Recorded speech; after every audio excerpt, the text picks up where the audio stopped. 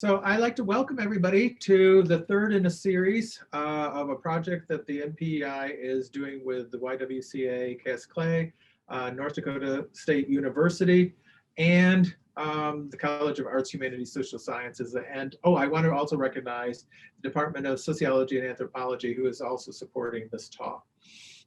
So the Learning the Language of Diversity and Meaningful Inclusion is an attempt to look at the foundations of race and racism and what we can do about it. So our first speaker examined the issue from a historical perspective. Our second speaker did it from a philosophical one. And now we have a speaker who will be talking about the psychology. Our next speaker will be in January 26th. He's going to be focusing on the African-American Black experience in racism. And that will be coming along as soon as we get that finalized. But I want to introduce our moderator, who is a member of the board for the Northern Plains Ethics Institute. And Dr. Najla Amundsen is the assistant professor in the Communication Studies and Theater Arts Department of Concordia College, Moorhead. Dr. Amundsen has been with Concordia for 4 years. Her work focuses on intercultural communication and communication pedagogy. She also directs the top 12 nationally ranked Concordia College speech program. Prior to joining Concordia, she had a lengthy professional career in the media. But I will now turn it over to President Brashani, who will be introducing our speaker. And again, thank you, President Brashani, for sponsoring this. Well, thank you, Dr. Cooley. And I've got to get my first task out of the way. And in the old days, I'd have been the person who said, please turn off your cell phones and be courteous to our speaker. In the Zoom world, that would be a reminder that during the Q&A segments of the presentation, those will be moderated through the chat line only. Please keep your questions focused on the topic at hand and limit them and make them as concise as possible so that our moderator can get those to our presenter as quickly as possible. Now, by way of the honor of introducing Dr. Halim, Dr. Mary Ling Halim is an associate professor of psychology at Cal State Long Beach. She's informed me that the weather's just a tad better there today than we're enjoying here in Fargo, North Dakota. Dr. Halim completed her MA and PhD in social psychology with a developmental focus and a quantitative minor at New York University and her BA in psychology at Stanford University. Her research papers have been published in academic journals such as Child Development, Developmental Psychology, and Health Psychology. Her work has also been featured on the popular media such as NBC Think, NPR, and Psychology Today. Dr. Halim has won numerous awards and grants, such as from the National Science Foundation and the American Psychological Foundation, Kenneth B. and Mamie P. Clark Fund. This event today is sponsored, as always, by the Northern Plains Ethics Institute at NDSU, the NDSU Office of the President, the College of Arts, Humanities, and Social Science, and the YMCA of Cass County, Humanities, North Dakota, and NDSU Department of Anthropology and Sociology. At this point, it's my pleasure to turn the program over to our moderator, Najla Amundsen, and I'll do so now, Najla. Thank you, Dr. Brashani. As he mentioned, if you would just please type your questions into the chat as Mei-Ling gives her presentation if something comes to mind. And then after she's finished with her presentation, we'll open it up for questions. I will call on you to ask the question that you've put into the chat. Of course, if you'd prefer for me to ask the question for you, I would be happy to do that. But otherwise, we'll turn it over to our guest speaker today. Thank you, President Brashani, for introducing me and for your presence here today. I do appreciate your support also for their program. And thank you to Dr. Dennis Cooley for inviting me here. And I think this is a great series and I'm really excited to be part of it. So today I'll be speaking about understanding prejudice from a psychological perspective. And in the first half, I'll be discussing challenges, but I don't want you to get too discouraged by learning about the challenges. We'll also talk about potential solutions guided by psychological research. And as President Brashani mentioned, I'm coming from Cal State Long Beach from the Department of Psychology. So I thought it might be helpful to just give you a little bit of information about me so that you know where I'm coming from. I am a developmental psychologist, so I primarily interview and work with children from ages 3 to 6. And I got into this topic of race and ethnicity partly because ethnicity and race were salient to me growing up. My dad is Chinese and my mom is Thai. And having those two ethnicities made me feel different from some of my relatives and people around me at my church who were just Chinese American. And so my skin color was pointed out to me, my inability to speak Chinese was pointed out to me. And so I think that highlighted my ethnicity to me. Also, I grew up in a predominantly white neighborhood in Orange County, California. And all my best friends were white American growing up. However, in middle school and high school and even college, I started to see that on a school level, children would group into peer groups guided by race or ethnicity. So there seemed to be more segregation as we got older. And so that struck me as how powerful a force race and ethnicity can be. Finally, I was very lucky. I had a freshman seminar with Dr. Claude Steele, who is now a provost at UC Berkeley. And he introduced to me how psychological research could be used to perhaps narrow social inequities. And at the time, he was producing work on stereotype threat and how stereotypes can impact someone's performance on academic tests, and that could contribute to the academic achievement gap. So I was really inspired by his work and basically just took off from there and continued in psychology. So today I will go over two broad lines. First, just talking about how prejudice and stereotyping develops. And within that part, I'll be talking about in-group bias, stereotype knowledge, and identity. There's a lot more than that, but unfortunately, just due to time, those are the three things that I'll focus on. And I think those are the main things that are helpful to learn. And then in the second half, I'll talk about possible solutions. And again, I'm only going to discuss two solutions, so it's not exhaustive, but I think these two are the ones that have the most evidence for being effective. And one is talking about race and avoiding the colorblind approach. And the second solution is promoting cross-group friendship and more exposure to children from different groups. Let's try to get on the same page with some terms. So what is prejudice? And this is a psychological definition of prejudice. It's a hostile or negative attitude towards people in a distinguishable group based solely on their membership in that group. So we don't even have to know someone, but based on their group membership, how they look, who they interact with, we have a certain attitude towards that group, a negative one. And it's made up of three components: affect or emotions. So you can feel like anger towards a group or disgust towards a group. Cognitive, a cognitive component, which are stereotypes. So those are beliefs or thoughts that make up the attitude. You might think a group is lazy or aggressive. And then a behavioral component, which is how people act upon those emotions and cognitions. And that can include discrimination. So discrimination in psychology has been defined as an unjustified negative or harmful action towards the members of a group simply because of their membership in that group. We don't even have to know them, but we might treat them a certain way. We might not give them a loan. We might not give them a job.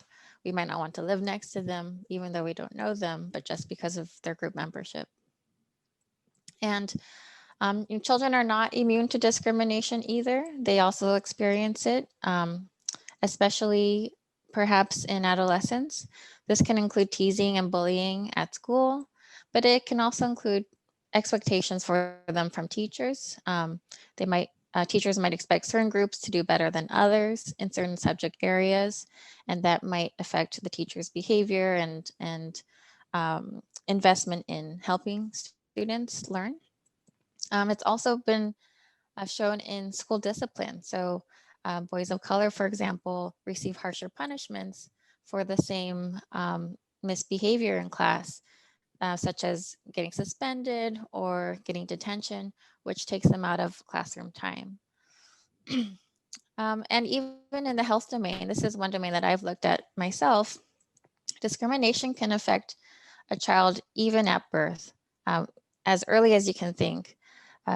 There's been lots of studies showing that African American moms, while they're pregnant, if they perceive racial discrimination, they feel a higher level of stress.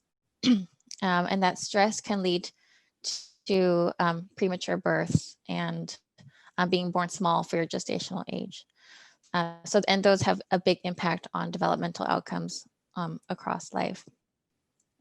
So children are not immune to discrimination. They can be victims of it either directly or through this cross-generation effect through their parents. So next, I just wanted to turn to what children know and what we might think they know about race and ethnicity. And I wanted to play a video for you. This was a report done by CNN that replicated psychological research with their own interviews of children and parents. I like to think that kids are colorblind, that a little child doesn't see race or have perceptions about skin color. But all this week, we are revealing the results. We spoke to a panel of parents about their child's test, and we want to play you some clips. So let's take a look at one mom's reaction to her son's test that I spoke to. Let's look at Laura, Andrew. Show me the dumb child. Why is he the dumb child? Because he's really black. Okay. Show me the nice child. Why is he the nice child? Because he's the lightest. Show me the mean child. Okay, why is he the mean child? Because he's darker and he's... Okay. Show me the good child. Why is he the good child? Because he's light. Okay. Show me the bad child. Why is he the bad child? Because he's really dark. I saw you shaking your head. Yeah, it's disappointing. I should be disappointed. I mean, it makes me think I need to be doing a better job at home. I need to teach him, you know, it's upsetting. I spent 15 years as a teacher trying to teach first graders about all different societies and cultures and races. And then here's my own child. His finger went so quick to the white side. It's fascinating. It surprised you? Yeah, I mean, and we don't live in a diverse community. So I think he's, you know, very comfortable with children of his own color. And that's basically what he's known his whole life. So I just, you know, I want to do more, talk about it more openly, definitely.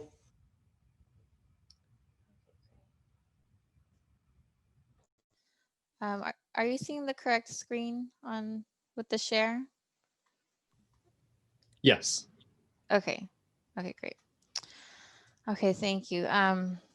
So, you know, this is often very surprising to, you know, one's own parent and also to other adults too, that even this child who, you know, is very young has seemed to perhaps pick up on the cultural stereotypes and attitudes in society.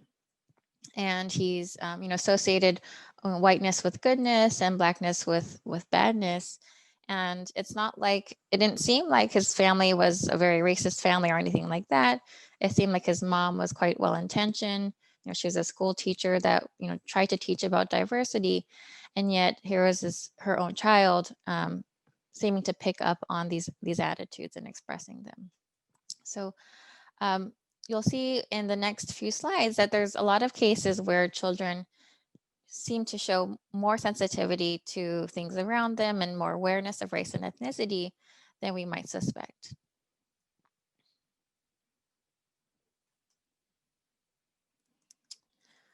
Okay, so what do children know about race and ethnicity? We can start at the very youngest age, and this is often very surprising to people. But as young as 3 months of age in infancy, infants can perceptually discriminate faces from different racial groups. So there's this visual discrimination of people from one racial group or another. And Some of you might not be familiar with developmental research, so it's kind of neat to see there's this little infant here sitting on her mom's lap, and they just show two faces.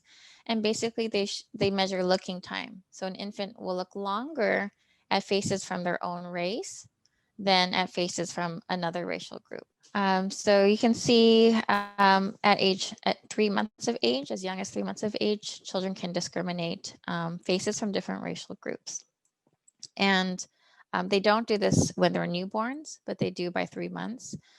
And so this will have some kind of implication later on when we talk about a colorblind approach.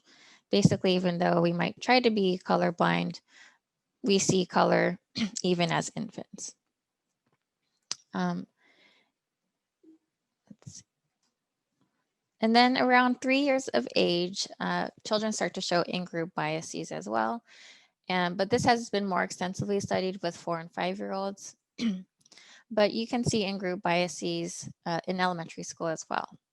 And in-group is one's own racial or ethnic group. And there's lots of studies on this. This is just one study. Basically, they would show children a picture of a Black child, a picture of a white child. And in this study, they interviewed 5-year-olds who were mostly white. And they just simply asked, which one do you want to be friends with?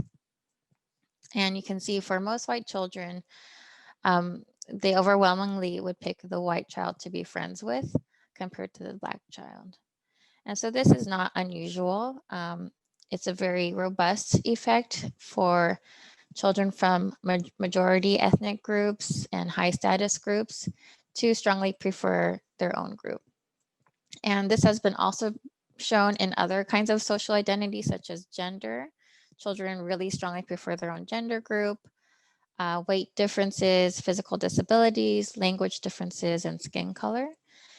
And the evidence is more in support for just greater positivity towards one's own racial group and less positivity towards other racial groups. Often children don't show outright hostility or active dislike of other racial groups. It's just that they like their own group better. But they might still feel positively about other racial groups.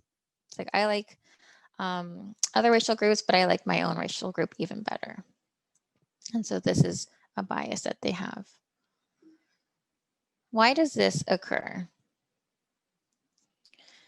At the beginning, this research really took off after World War II, when people were trying to understand anti-Semitism and how strong of an impact it could have on the world. First, people thought, well, perhaps when there are limited resources, such as land or jobs, then that will lead to conflict among groups. Because of this conflict, that will lead to prejudice and discrimination. However, decades of research later showed that you don't even need to have conflict to produce in-group biases. You actually only need minimal groups. That means someone could just be randomly assigned to a red t-shirt group, like these pictures here, or a blue t-shirt group.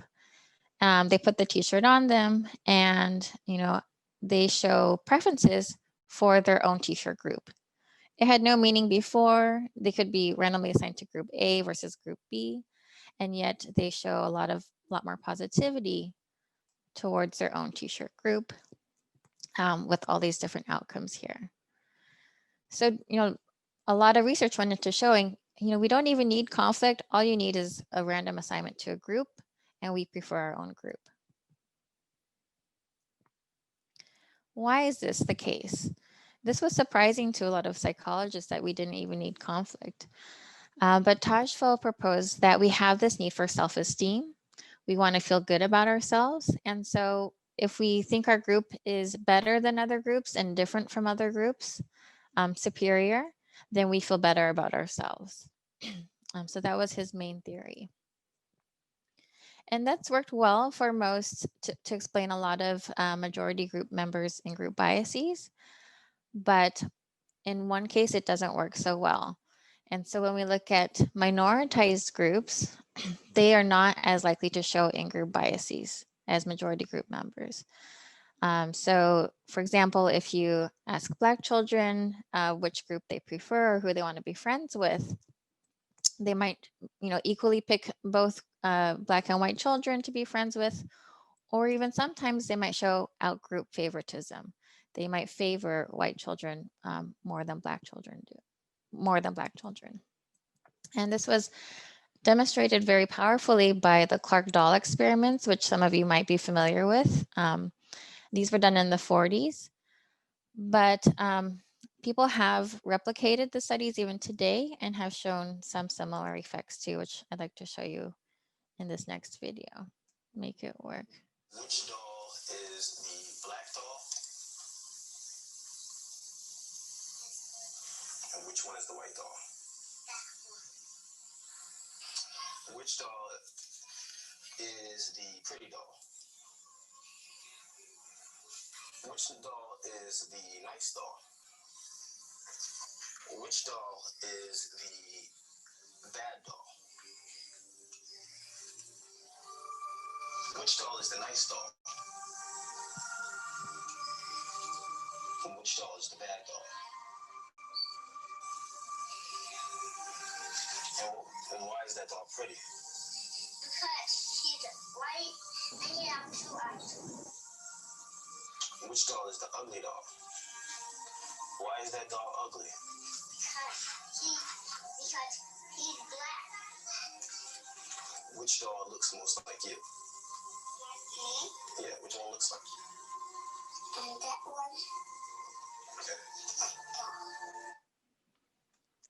Okay. Okay, so watching these things can be pretty heartbreaking, right? I always feel when I see something like this and see it around myself too, it's like we've failed these children already. Even with my own niece, she looks just like me. She had black hair, brown skin. I remember when she was 3 years old, whenever there would be a picture book with children from different backgrounds, she would always say the child with the blonde hair and the fair skin was her favorite child, and she liked that one the most. Even despite having an auntie who studied this stuff and parents who were pretty aware of racial ethnic dynamics, she still picked up on this message somehow at 3 years of age that, blonde hair and fair skin was better. So this work, was actually used to argue against segregation in America in the Brown versus Board of Education case.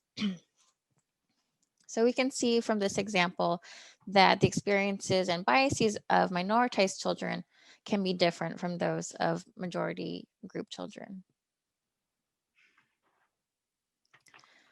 And the next stereotype knowledge emerges around age 6. So these are all just kind of general age ranges. There's actually quite a lot of variability for when children learn about racial ethnic groups and stereotypes, but this is a general ballpark average. And knowledge about stereotypes about other groups generally increases with age through elementary school. It could be things like,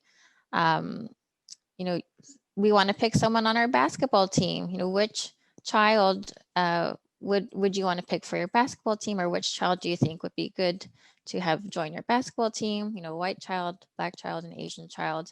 And through those responses, children can show their stereotype knowledge. And I just wanted to share with you one study that I thought was particularly powerful that looked at stereotypes about occupations. So children might be exposed to people who drive the bus, people who are teachers, people who are doctors, and they might gather a sense of who does what type of job. In this study, they looked at African-American children only in elementary school, and this study was done in Texas. They asked children who usually does the job of being a janitor or being a scientist, and they tested 27 different occupations. Children could respond only Black people, only white people, or both Black and white people.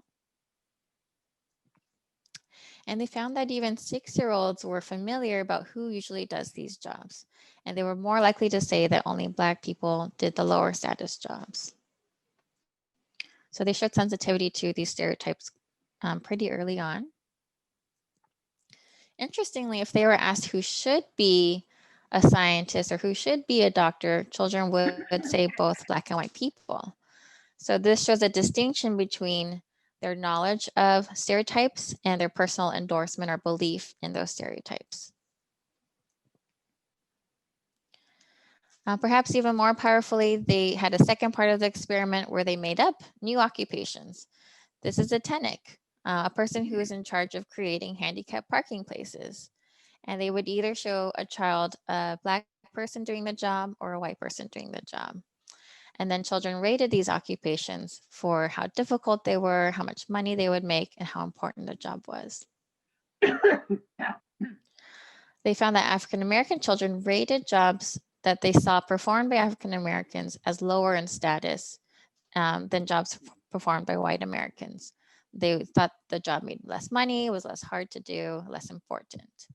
And so they showed this kind of internalization of associating work that African American people do with something that is low status. So stereotyping is a hard thing to change, and lots of decades of research now have shown that it's a very sticky thing. It's a very hard thing to change a stereotype and to change people's beliefs. Why is this? Why do we stereotype? Social categorization theory proposes that we are cognitive misers. We're stingy with our cognitions. We're kind of lazy, if you will. We like to use heuristics or mental shortcuts to make judgments about other people. And sometimes it can be useful and say cognitive effort. For example, I might look at my colleagues as a group of people, the faculty. I might look at students as a group of people. And I can, guess, okay, this person is a student. She's probably wanting to talk to me about her grade. And this person is a faculty member. She probably wants to talk to me perhaps about prepping for her courses. So sometimes it can be useful, but again, it can still have profound implications, and stereotyping is unfair, harmful, and maladaptive. And we like to put things in groups, even things like plants are a group, dogs are a group, laundry baskets are a group, and that helps us know how to interact with those objects and people, and can guide our judgments about them.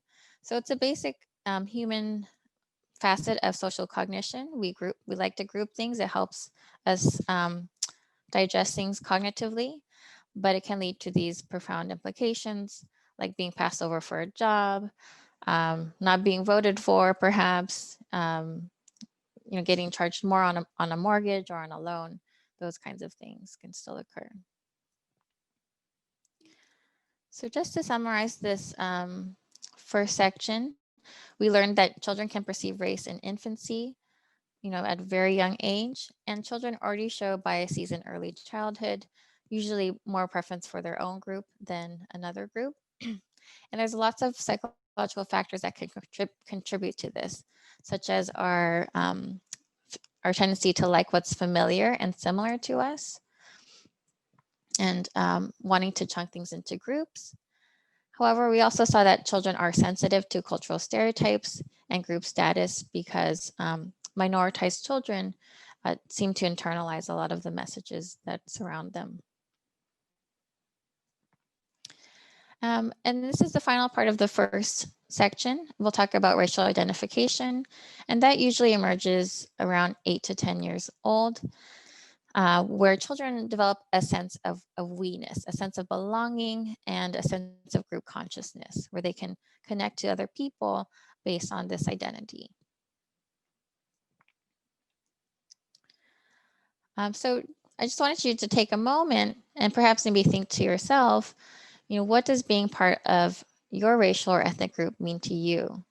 If you had to answer that question, if a psychologist came and told you to give me an answer, what would you say?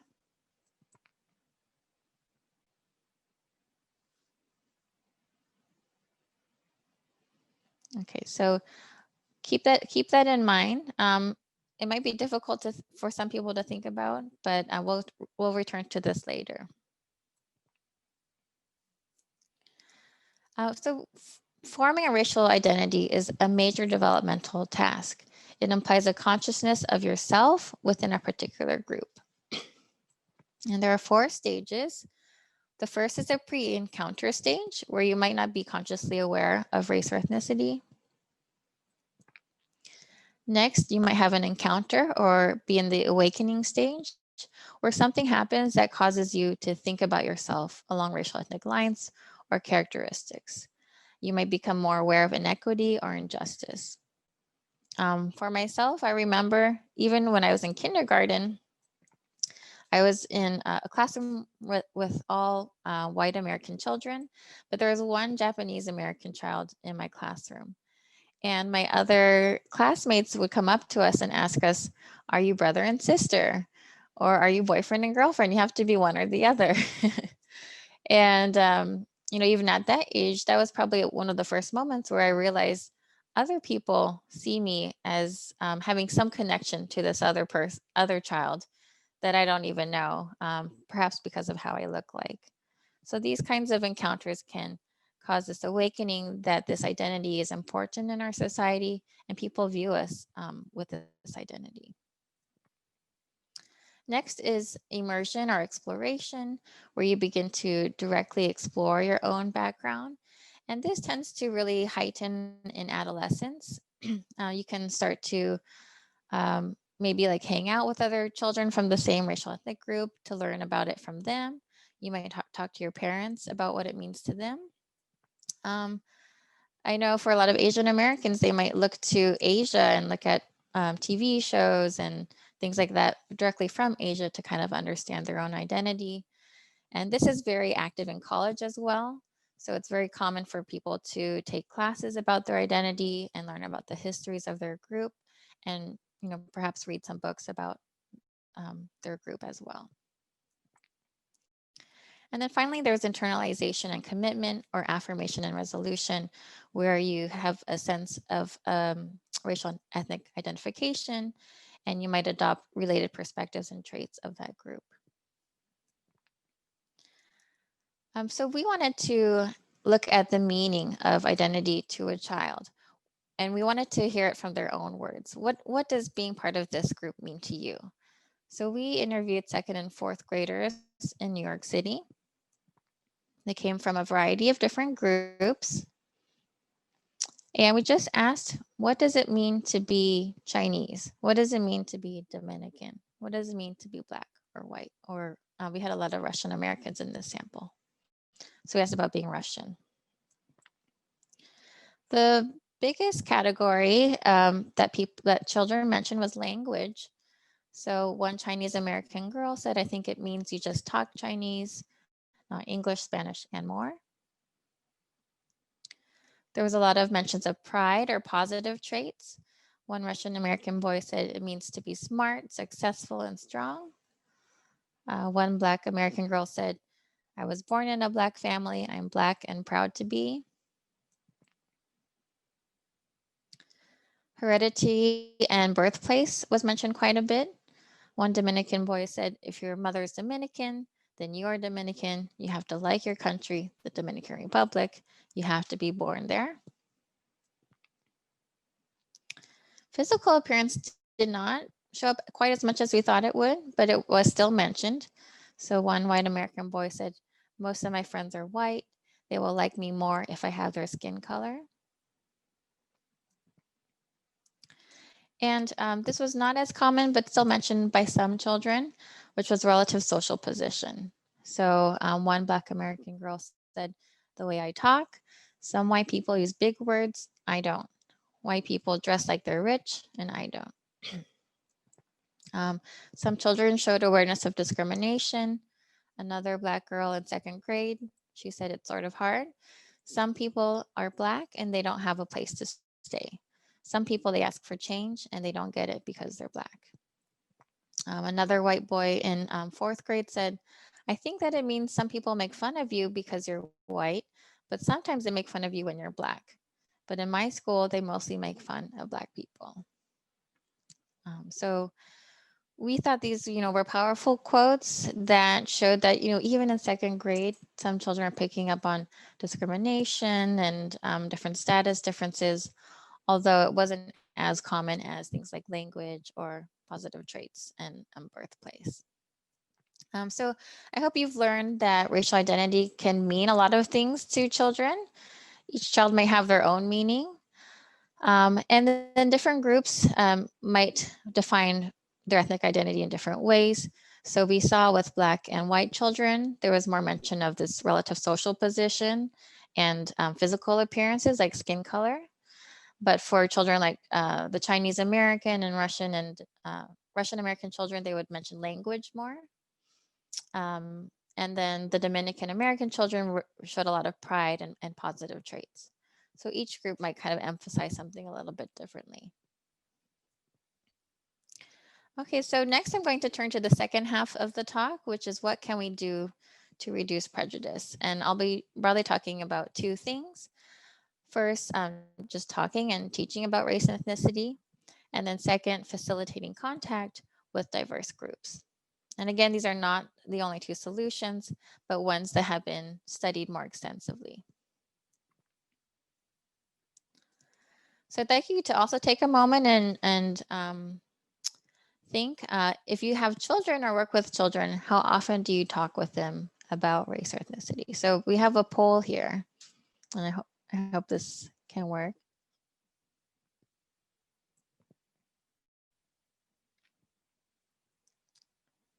Okay, great. So if you should see a poll pop up on your screen, and basically just try to fill that out and submit it. The most common response was sometimes, and then next was not very often. And we just have a few outliers with often or very often, or basically never.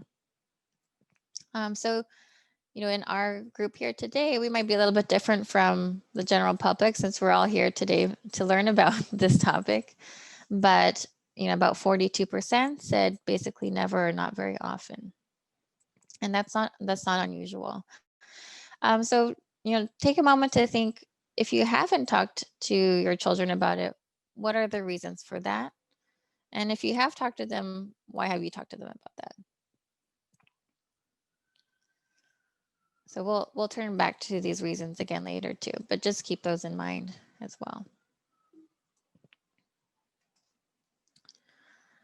So again, it's common for especially white parents to not talk to their kids about race. So in one study, over 50% of white parents have never talked to their kids about race. And even those that do talk to their kids about race, in one study, 80% said they espoused the ideology of colorblindness. They say that we don't see race. We try not to see it. So what is colorblindness? It's an ideology that the acknowledgement of race and categorization based on race should be avoided. And usually it's well-intentioned. People want to prevent prejudice and discrimination by not considering race at all, but treating everyone as an individual. So if you espouse this ideology, you might agree with these kinds of statements. When I interact with other people, I try not to even notice the color of their skin. So it's a very common ideology, and children do pick up on this message that we need to avoid talking about race. To look at this, one study cleverly did this game with children. They showed children 40 photographs on this big table, and the experimenter held one photograph in her hand, and the child had to guess which photograph she had in her hand by asking yes or no questions. So what kinds of questions would be good to ask in this game? Probably the color background, gender, and probably race, right? That could eliminate a lot of people very quickly. But do children use that question? By age 10, it seems like children have learned not to ask that question. So with participants from many different racial backgrounds, children said they noticed race in the pictures, but they didn't use race very often in the questions. So they're learning at around age 10 to avoid talking about race. And when asked why, they would say, I didn't use race in the game because I didn't want you to think I was prejudiced. And here's just one example of a child avoiding talking about race or asking about race. So she has only 2 photographs left, a white man and a black man. But she doesn't know which question to ask. She's trying to avoid asking about race.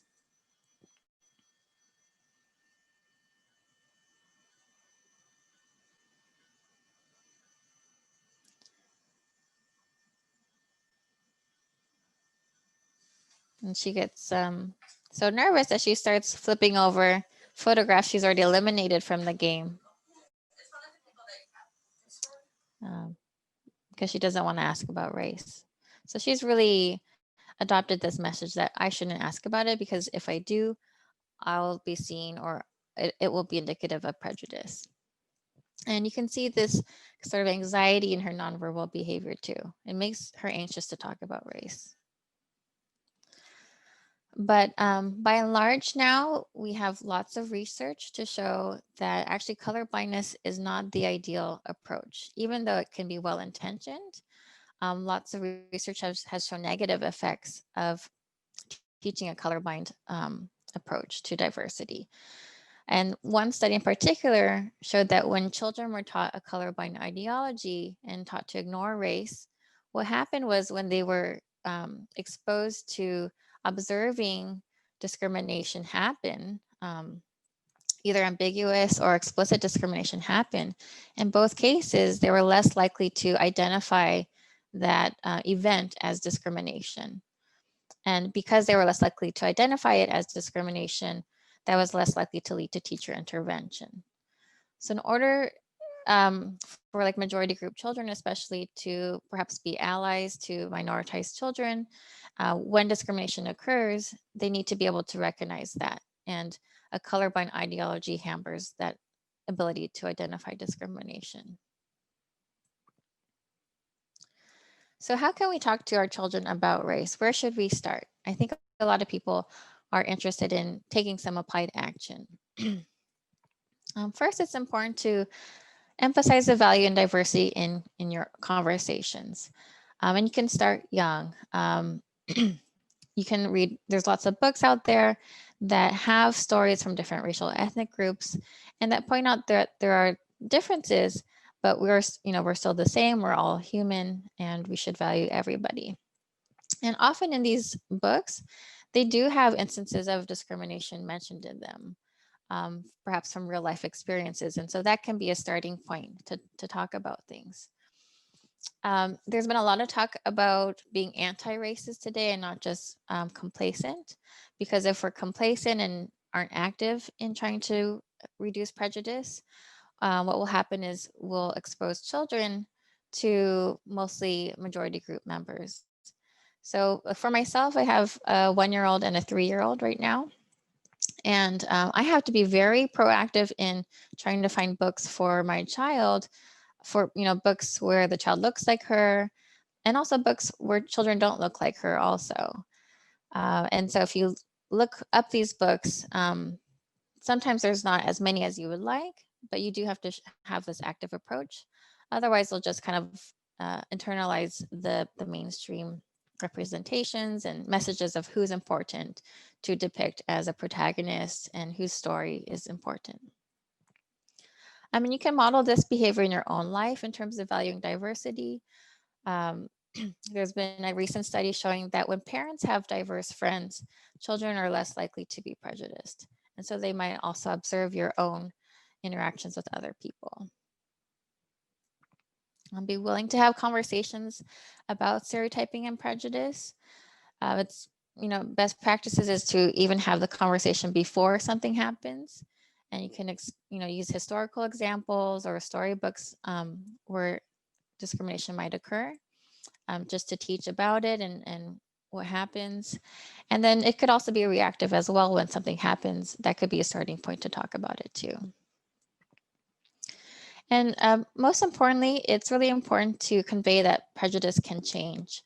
So we don't want to say, this person is racist and this person is not, but we can recognize that we all have biases. We're not immune to the stereotypes around us, but we can control those biases and we can change and improve.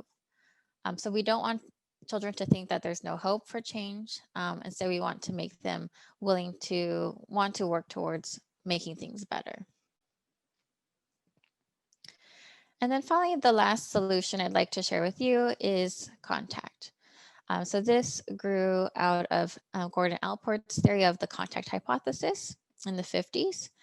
And it was a simple hypothesis, basically that greater contact with a group should decrease prejudice. So that seems simple, but is that always the case?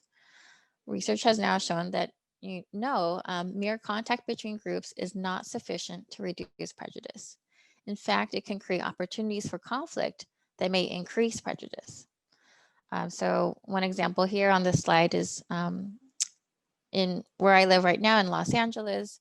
In the 90s, there were the LA riots, and Korean Americans and Black Americans lived side by side, but there was a lot of animosity that just erupted during these riots. So sometimes contact does not work. But let's not throw out contact altogether. Under what conditions is contact effective? And so there's been lots of research showing when contact is effective. A very strong one is when you form an emotional bond with someone, and this can be shown through cross-group friendships. So in over 100 studies now, people have shown that when you make friends with people from a different group, your prejudice decreases. This has been shown over time. This has been shown in Europe, in Minnesota, in Los Angeles. It's been shown with adolescents when they follow them from the beginning of the school year to the end of the school year. So having friends from a different racial ethnic group can lead to reduced prejudice. And my own study have looked at the effect of cross-group friendships, but in the context of gender. So gender is often an even stronger bias often than racial ethnic bias, where children will prefer friends from their own gender group. Not only did we find that having friends from a different gender group reduced gender prejudice, but we found a bidirectional effect, where if you have lower levels of prejudice, that's going to motivate you to make more friends from a different group. So there's this cycle that can happen. And even though the study looked at gender, we can perhaps think that this same dynamic might occur with race and ethnicity as well. We also found that gains in friendship was the most effective. So if you just had one friend from a different group at the beginning of the year, that was not as effective as gaining 2 or 3 more friends during that school year in terms of predicting lower levels of prejudice at the end of the school year. So it's good not to just be complacent with your friend group, but work towards making even more friends from different groups. Of course, this is probably more difficult now with social distancing and doing everything online, but perhaps can still be used later on. And this gain in friendship is also complements well that knowing multiple outgroup members is very effective for contact reducing prejudice. When we only know one person or have like one friend from a different group, what often happens is we think they're the exception. My friend is special and she's not like the others, basically. So we're very good at thinking that they're not typical of their group. But when we start to encounter multiple outgroup members, then we're more likely to change our attitudes. And other conditions that are really effective are mutual interdependence and having a common goal, such as when you're on a sports team or perhaps even in the military. And also when there's equal status and friendly informal settings. If your nanny, for example, is from a different group, that's not going to be as effective as if a colleague is from a different group. And you can see here that friendships often encompass these other conditions like mutual interdependence and having a common goal and equal status. And so that's partly why friendships are so effective. Okay, so just to conclude this talk, I know I gave you a lot of information to process, especially if you're not familiar with psychology. It's a lot to digest and review. So I just wanted to leave you with a few take homes. Basically, there's a lot of human psychological tendencies that predispose everyone, even children, to have some kind of bias. Children are sensitive to information in their environments that teach stereotypes and convey status. And also the experiences of majority versus minoritized children are often different. We saw that they define their identities in different ways, and also their biases can be different as well. And often minoritized children are aware of race and ethnicity much earlier on than children from majority groups. And their parents talk to them about race and ethnicity much more. And I didn't mention this earlier, but building a positive racial ethnic identity for minoritized groups can be protective and a really strong psychological benefit in general. And finally, I hope you don't feel discouraged by like the first half of the talk, recognizing these tendencies that we have, because action is still possible. So we can teach children to recognize discrimination, to get a little bit more comfortable talking about race and ethnicity, since it is a salient part of our society currently. And we can provide representation of diverse and positive examples to them in trying to choose the books and shows that they see, and also with real life examples. And also facilitating friendships with children from other groups is particularly effective. So thank you so much for your attention. I just want to thank also my collaborators and some other colleagues who helped contribute to helping me form this talk as well. Thank you so much, Thank Mei-Ling. you. This was fascinating. We do have a couple of questions. Just as a reminder to all of our guests today, if you would please type your question into the chat first. I will then call on you to ask the question. Please just keep it to the question. We don't have, unlimited time with Mei-Ling today, so we want to get in as many questions as possible. But we do have a question from Lyle Best. Lyle, would you like to start us off?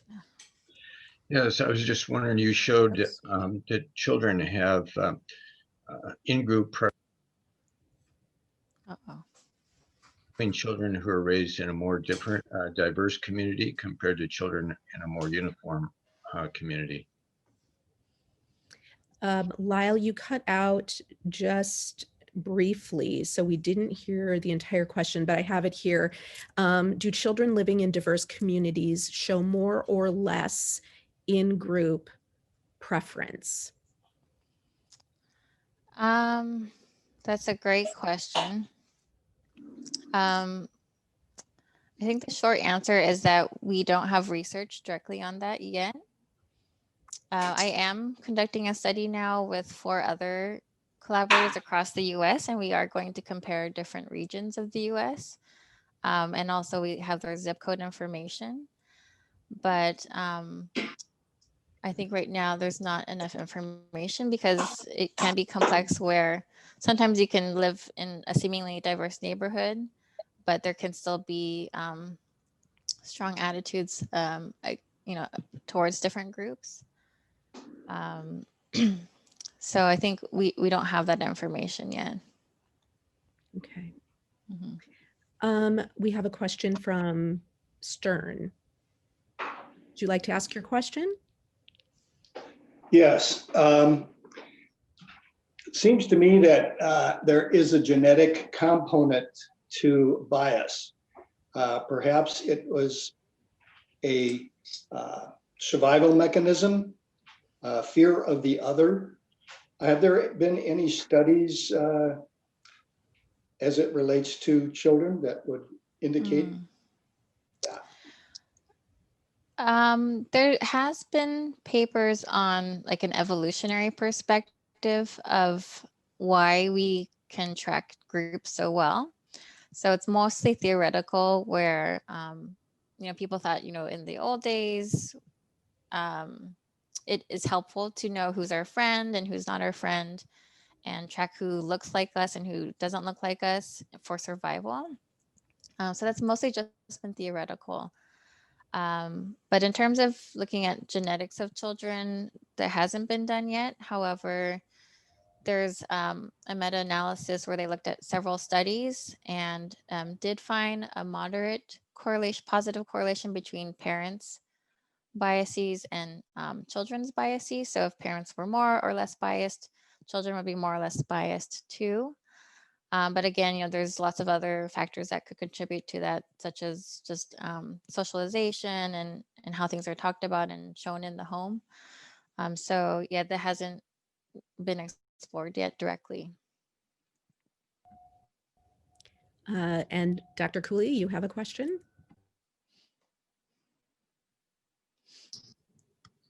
Okay, I have to use the other microphone. So for those of us who are from multiracial families, do you know of any studies on how prejudice is affected by having families that are more diverse versus ones that are less diverse? The most direct research I can think of right now has been looking at infants, actually. And so remember when I talked about the perceptual discrimination of infants? So infants who are biracial, they don't show the looking time preference towards one face or another face. They might look more equally at faces from different groups. The other thing is recognition of different faces. So if I see one Asian face and another person's Asian face, can an infant tell that these two people are different Asian people? When infants are born, they're very good at doing that, but that ability narrows as they get older. Just like with language, we can hear all different sounds in lots of languages, but then we start to specialize in one language later on. So children from more diverse families are better able to, tell different people apart who belong to the same racial group. But in terms of attitudes, that still needs to be done.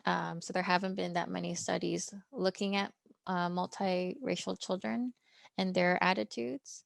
But I would suspect that they would have less biased attitudes. There has been some work in Hawaii where they've shown that, so Hawaii has a lot of multiracial children, and they often have more flexible conceptions of race, and race doesn't seem as much of a strict category as it does on the mainland. So it remains to be seen. More research needs to be done on that, but I suspect that would happen. Thank you for the questions so far, everyone. Please feel free to ask more questions. If you want to message me privately, you can do that, and I'd be happy to ask the question for you. We do have another question.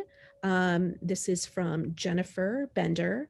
She works at a historically Black college and university. How do you know, or do you know of any research that examines the benefits of being at an institution that may be less diverse because all the students attending are of a particular descent? I am aware more of research looking at like clubs on campus, such as like an Asian American club or a Black American club. I'm not aware of research on like people that go to the university as a whole, where they might focus on a certain group. But I know for research on like, whether it's good to attend these clubs and to have these clubs, there's sort of mixed findings on it. So on one hand, it can really boost your ethnic identity as like a minoritized member. So you might feel more positive about your group. You learn about the history of your group. You make these strong social connections to people from the same group. But on the other hand, sometimes they have shown that for better or worse, you are more aware of discrimination. You perceive discrimination more. And sometimes people also show more bias later on where they're not as open to other groups too. But it really seemed to depend on like which group you were looking at. And it wasn't always very clear. So it does seem sort of like a mixed bag, at least for these student groups. But that doesn't directly answer the question about, going to a historically Black college as a whole. But perhaps there could be some similarities. And then a follow-up question. Is there a problem when students leave these groups? That's a great question. Based on research, I don't think there's really been much done on that yet from psychology. But, just from my personal opinion, I think it could be difficult perhaps to transition again and to start to feel comfortable with interacting with people from different groups again. But, it's possible. It's once you're kind of back into maybe society with more different types of people, you can kind of gain those skills again and become more comfortable and gain more friends from different groups too. So I don't think it would be like a permanent state, but, one that could change. There's been lots of research showing that going to these schools is really beneficial in many other ways, such as, for career advancement and for having a strong sense of identity. Thank you, Mei-Ling, and thank you for the really excellent questions, Jennifer. Mm-hmm. Tyler Waltz, would you like to ask your question? Yes. So my question, going back to your poll you had earlier, how is the best method to kind of start conversations on race with children?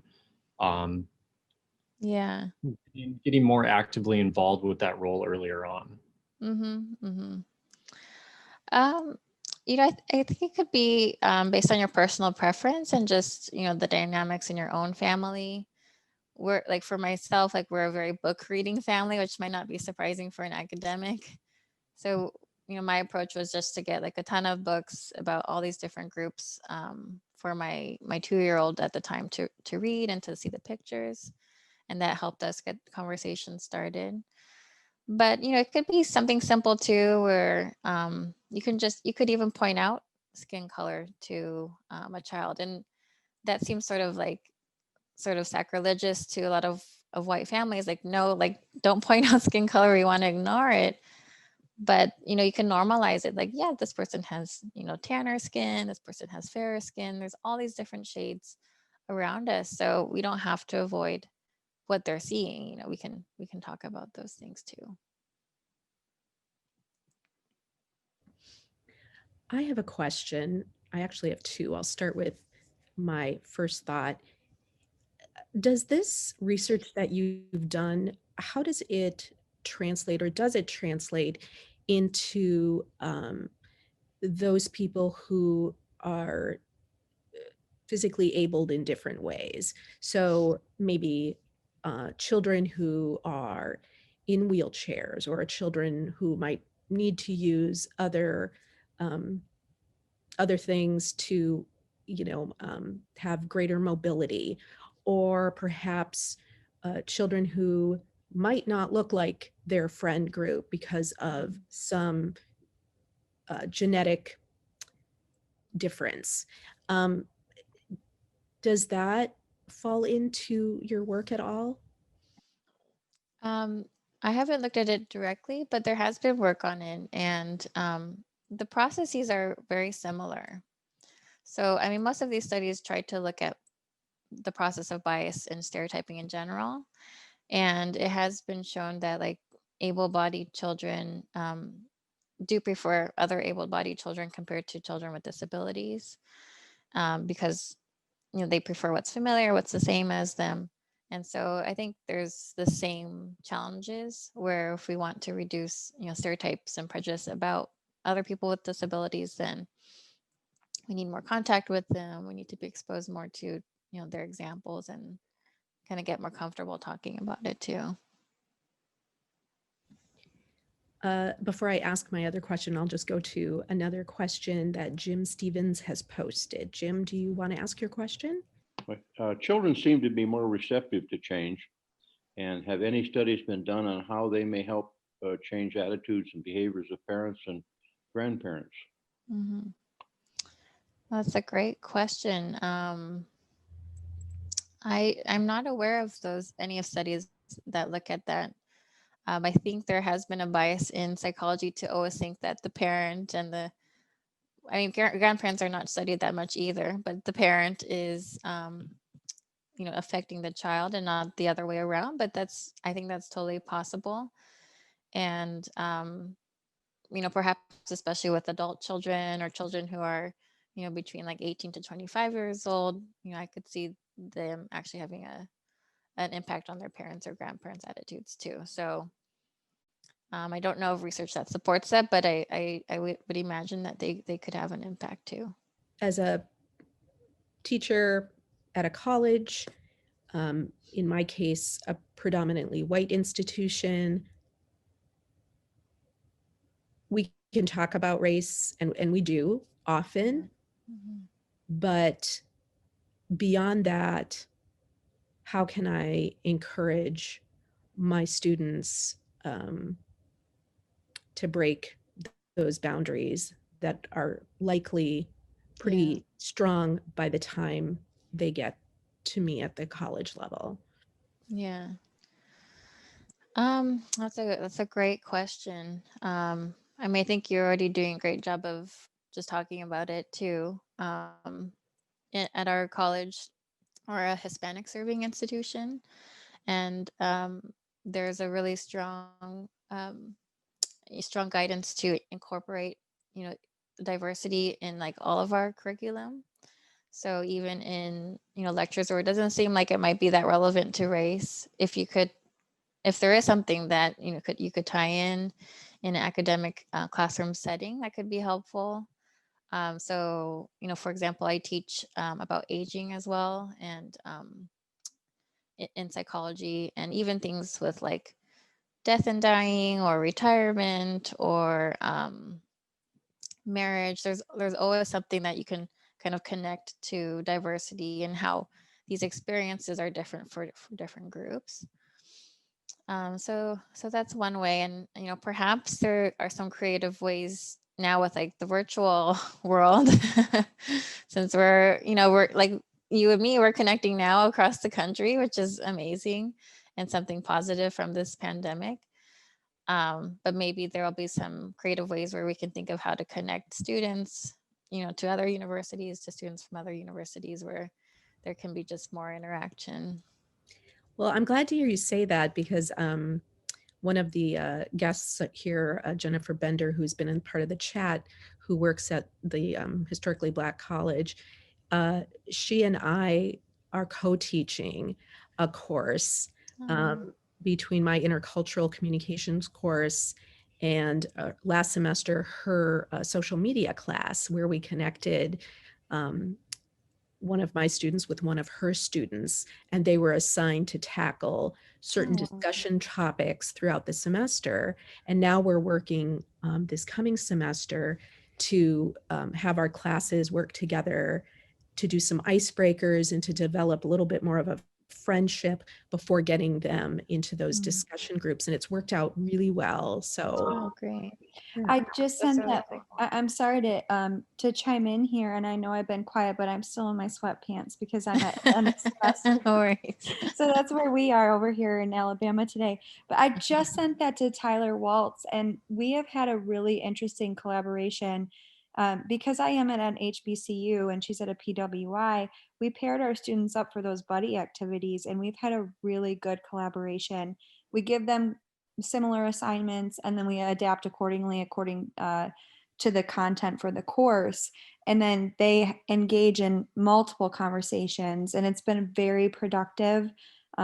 We've had really great results. And being in an HBCU, one of the questions that I had asked earlier was, hey, what is it like when you leave your HBCU? You're going to have to go back and be in emerged, like an immersion culture again. And a lot of the students don't seem to understand that.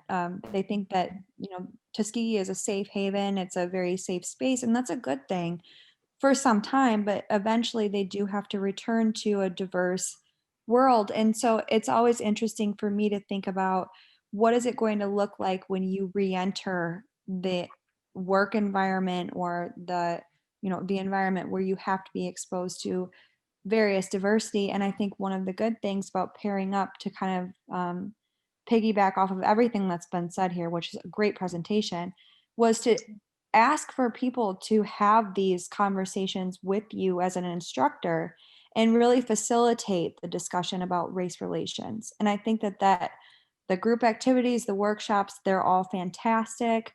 But really being paired up with somebody of a different race or ethnicity. I'm Native American, so I own that. But being of a different race relation is always so intriguing, and it's really helpful for the students to be able to see, I am different, but it's okay that I'm different. So that's kind of where I'm at with it. Yeah, that's really wonderful, and hopefully it could be a good example for other people too, and more people could do something like that. We do. If I was sorry. No, go ahead. We do have a couple more questions, but please. Oh, well, if you were a psychologist, I would say you should measure their attitudes after the end of the class. But have you heard of the jigsaw classroom before at all, with Elliot Aronson's work?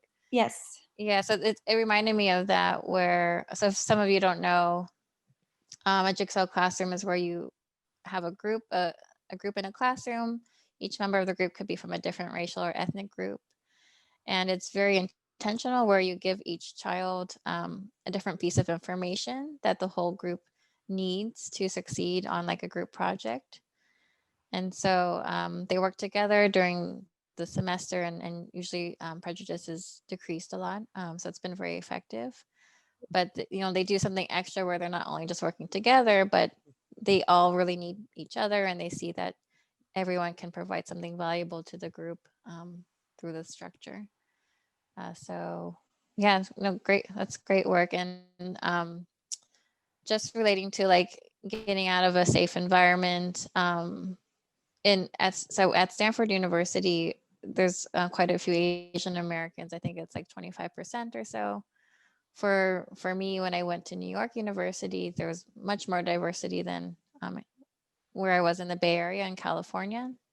And so it was an adjustment period, but I was able to adjust and make friends from different groups, and I kind of relearn how to, the subtle different ways to communicate with different groups as well. So I think they will be fine. Yeah. Thank you so much, Mei-Ling, and thank you, Jennifer. We have a question that was sent to me. In your experience, Mei-Ling, does it feel like racial bias has gotten better or worse throughout the years? And if so, what do you wish that was different? I mean, I think it's gotten better overall, for sure. Especially, I'm always so encouraged talking to my own students in my classrooms. Sometimes I might suggest something kind of provocative, and they're always, like, on board with, like, diversity, and they want to treat all groups equally. And I see that across the board with all my undergraduates. So I think things have definitely gotten better overall. Perhaps, maybe most recently there has been, like, increased hate crimes against certain groups. So maybe most recently there's been kind of a downturn, but I think overall, I think things have improved. And what was the last part of the question? And if it had gotten better or worse throughout the years, what do you wish was different? Oh, okay. What would I wish was different? I think for me, a big part is representation. Even though we have come a long way with television and books, there's still more that we could do to make sure, characters are like representative of all kids, and to show less stereotypes in the books and the TV shows. So, it's always hard because I think there's a lot of marketing and business involved. So I think they've done a better job over the recent years, but there's still room for improvement. Tyler. I think Jennifer has already kind of covered it. I worked as a substitute teacher in resource room, typically in elementary school. My question was, in public schools, especially elementary school, what is the best way to discuss race? Is that going to be group activities like arts and crafts or workshops? And then are we doing enough, or what could we do better in addition to that? I mean, I think we can always do better. I think most curriculum are pretty good with trying to like cover a lot of historical instances of discrimination, and schools teach about slavery and things like that as well. So I guess there's different facets of your question. I think I don't think there's like one activity that's better than others. I think all of them could work together, teaching directly, like the teacher giving lessons about it. But also, this jigsaw classroom idea where kids from different backgrounds could work together would be really effective. In my work with gender prejudice, we measured positive attitudes like feeling good about yourself and feeling happy and excited when you were with another group member, versus negative feelings like feeling bad about yourself, sad or angry or frustrated. And we also looked at anxious feelings like worrying and feeling shy and nervous. And we found that those positive feelings were the most effective in motivating kids to seek out friendships from different groups. So to that emphasized that it's good to decrease the negative feelings, of course, but increasing those positive emotions is really important. And so like even creating games, like just fun games where children from different groups are playing together and working on a goal together, that might be the most effective because they're feeling happy and they really enjoy the company of somebody else from a different group. But I think one thing we can do better is that often we don't think about how children explain things to themselves. So, for example, if, there's one study on looking at the presidents of the US, and this was a gender study, but, girls and boys are aware that only men have been president of the United States, for all of history.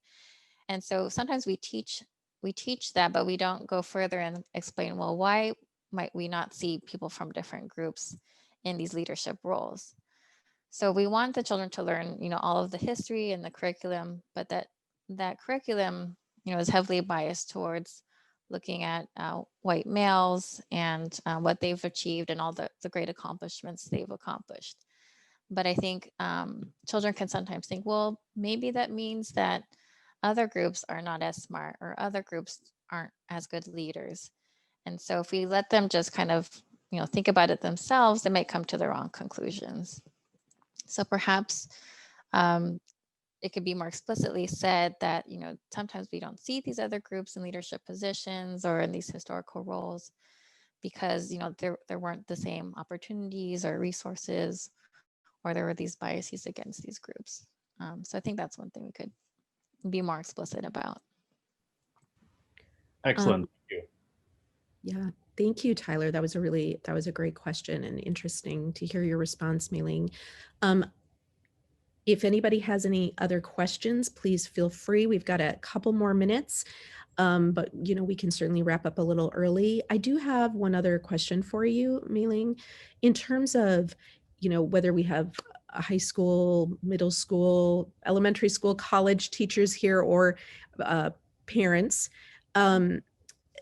What's the thought about including diverse voices within the curriculum? What I mean by that is, rather than textbooks or readings by traditional or white voices, the inclusion of minority voices or minority authors. Mm-hmm. I think that would be a wonderful idea, because, history does include these groups. It's not like these groups didn't exist. So I think that could be a great learning experience at all grade levels. And, hopefully, like even with my study on identity, I think hearing the words directly from a child can, be particularly powerful. So hearing that personal narrative, I think can be memorable for these children, and also a good learning experience. Are school textbooks, one last question here, are school textbooks keeping pace with the changes in these thoughts? Probably not. Just because, like, I think even in California, we just passed a law, where like a ethnic studies course is required for all the Cal State universities. And even that was pretty controversial, to make that a required course.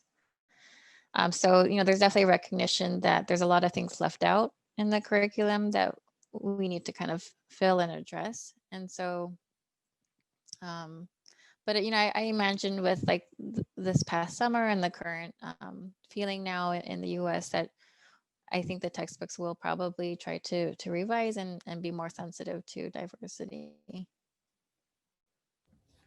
Wonderful. I think that's a great question to end on. I'll pass it on to Dr. Cooley to wrap things up. So I want to thank Professor Halim for an incredibly good presentation. Very detailed, a lot of work, and it helped finish off the third of our series on the learning language of diversity and meaningful inclusion. So we now know history, the philosophy of it, and now the psychology of it. So the next one will, as I said, will be in January, and it will be drilling down on different groups' experiences. So our first group is going to be Blacks and African Americans' experience of racism in the United States. But I want to say, great job. Thank you very much. And I also want to thank the supporters for this project, the YWCA Cass Clay, Humanities North Dakota, the Sociology Anthropology Department at NDSU, the College of Arts, Humanities, and Social Sciences at NDSU, the President's Office at NDSU, and of course, my Northern Plains Ethics Institute. This has been recorded. When it's been edited, it will be uploaded to the NPEI's website at NDSU. It'll be on our YouTube channel, and it'll also be on our Facebook page. If you have any questions, then please send them to our email address, which is ndsu.npei@ndsu.edu. I will answer them, and I can send them on to Professor Halim. So thank you. Have a wonderful day. And Thank you. It's, see you later. Thank you. Thank you. Thank you, everyone. Thank you, Dr. Halim. Thank you.